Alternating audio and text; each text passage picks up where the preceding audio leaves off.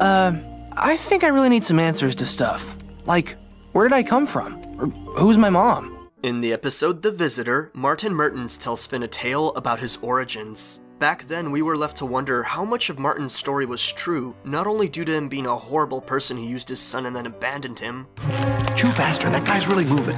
or because he's a conniving liar. Is everything you say a lie? No, of course not.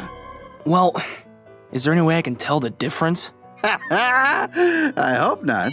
But also because Martin did not seem sure of his own recollection of events. You were born on a boat, I guess. Now, in light of the Islands miniseries, we know what really happened and how Finn actually became separated from his family. This video will compare and contrast Martin's recollection to the actual events and discuss what Martin's story reveals about the cosmic scumbag extraordinaire. Before I jump into the dissection, I first have to discuss Martin's brain. So, in Islands, Martin destroyed the eyeball of the Guardian and was blown back by the resulting explosion. In the promo art for the episode, we see Martin hoisted aboard a pirate ship with blood dripping from his head. The pirate is holding up his fingers, a common gesture to test the severity of a head injury. This has obviously led a lot of people to question whether Martin suffered brain damage and whether this may have affected his behavior and memories. A lot of the comments in my Islands Mega Review video were about this topic. I am not at all fond of the idea that the primary reason for Martin's shift in behavior from loving partner and father to ultimate bridge burner was due to amnesia or brain damage. I'm not entirely opposed to the explosion rattling his brains a little bit, but making it the primary basis for his personality does a massive disservice to his character. I'm going to quote a fantastic comment by Vilku, as it perfectly aligns with my own views. Martin is a jerk to Finn and does not want to recall their history because he was put into a traumatic position that forced him to move forward and not look back. He felt guilt over losing his son because of some stupid moves on his part, and he knew that he could never return to his wife, so he started burning bridges and became the dick we meet in the Citadel. Writing all this off as amnesia or brain damage is so depressingly cheap, and basically renders all the interesting parts of his character obsolete. Why would you choose to be able to sum the character up in the word concussion when there is a beautiful, complex arc to his motivations that make him believable? So in this video, my discussion about Martin Mertens will be framed from this perspective, that in order to survive, Martin had to burn the past and burn his own dignity.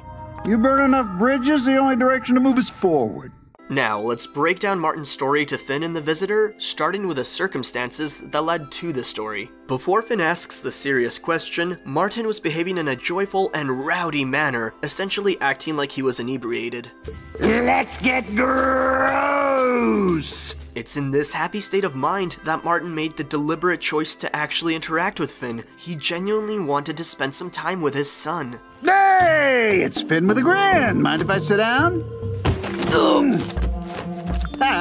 Look at this. You ever see someone sit like this? In this moment, Martin sits with Finn in the exact same manner he used to sit with baby Finn on the island 16 years ago. The creators behind the episodes clearly intended this connection. Beyond simply the sitting position being the same, even the framing of the shots was replicated. It's an awesome parallel. Not only did Martin sit in the same way, but he even drew attention to it. You ever see someone sit like this? I guess not.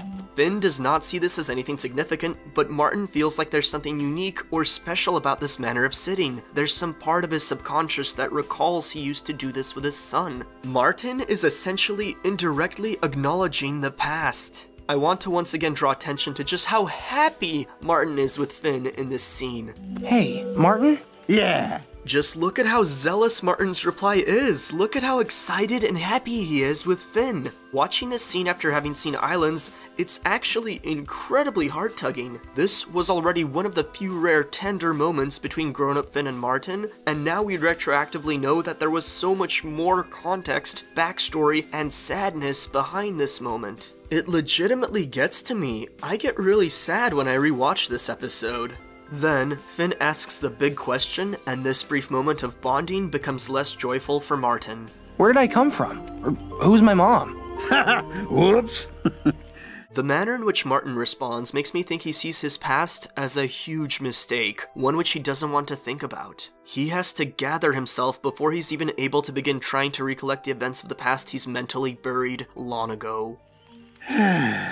Okay, long story short, you were born on a boat, I guess, like a banana boat? Back when this episode first came out, I thought the thing with the bananas was either sheer randomness, or perhaps a reference to a common saying in Adventure Time where bananas is used to describe something ludicrous or when somebody loses their sanity. Jake said I was acting bananas about the whole thing and wanted no part of this.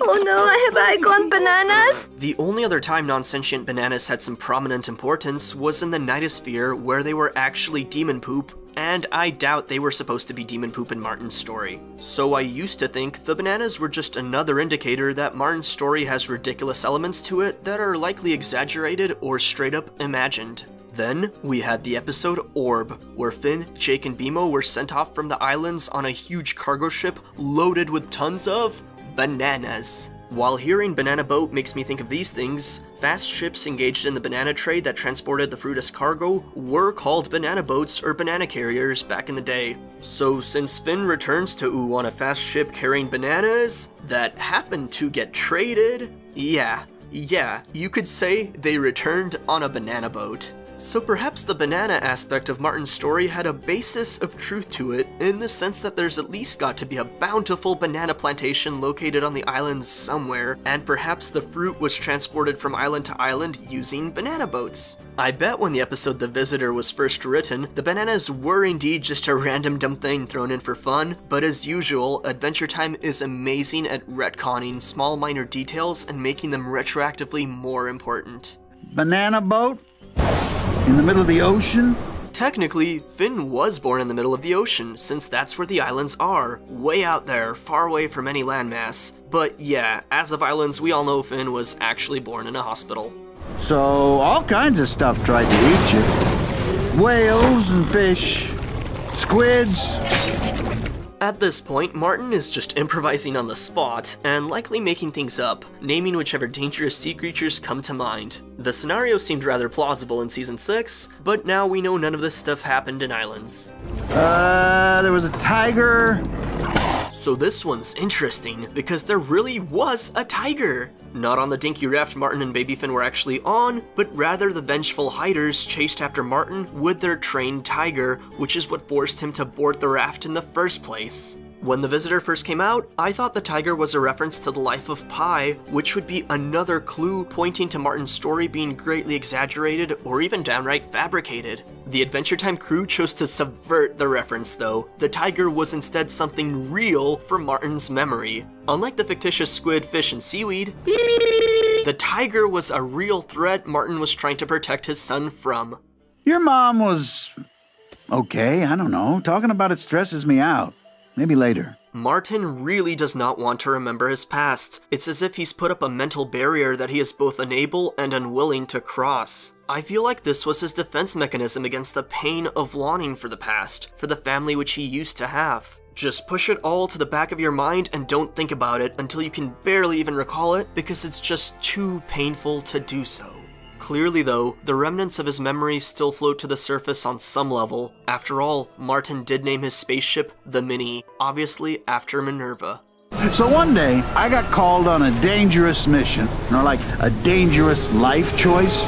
It's highly interesting to me how Martin calls the sacrifice he performed for Finn a mission or life choice. He frames the event that separated him from his son as something external to Finn. It makes it seem like he had a choice between staying with Finn or taking a different path. As we now know, that's not true. Martin's decision to split from Finn was based entirely on trying to save Finn's life. Martin doesn't remember himself as heroic, or perhaps purposefully chooses not to. He did not abandon Finn, he protected him, yet instead of telling this to Finn, Martin downplays his own noble sacrifice as much as possible. I think all the guilt Martin felt at the time, combined with the scoundrel persona he's had to take on, made it impossible for him to see himself as heroic during that pivotal moment.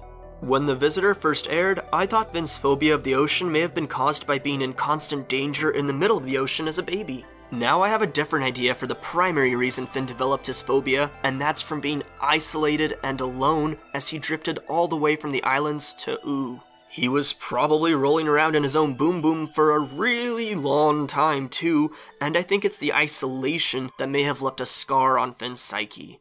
2 roads diverging in the night and all that. And I couldn't bring you along.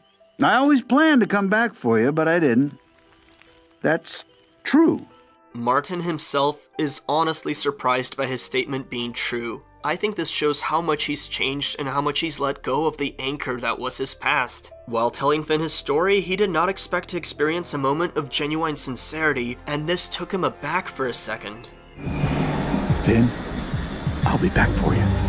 I do think at the time, Martin truly meant that statement, and I think the wink at this moment was an expression of his love and affection, telling Finn not to worry and that he'll end up safe. Now, the current scoundrel Martin uses the wink when he's lying, as he clearly did not tell Finn about the heat dump so he could have a backup plan to ditch his son once more. Hey, I could wait for you. Maybe we could go into space together. Why didn't you tell me about the heat dump in the first place? I don't know. Wink! Ah! What the? This wasn't even the first time Martin used his wink to deceive Finn. Come on now, partner. No dawdling. Your old man needs you. But it's cool, you know. Arms come and go. It's family that's important.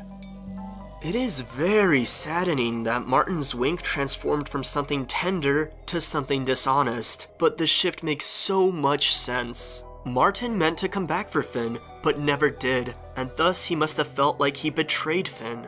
That wink of the past unintentionally became a lie for Martin, so Martin adapted the wink into his behavior when he is lying. While Martin became the ultimate dirtbag, I absolutely love his character. His countless flaws make him interesting and dynamic, and I really appreciate all the small details the Adventure Time crew integrated into his behavior to make his story feel so realized and tragic. The end. Look out!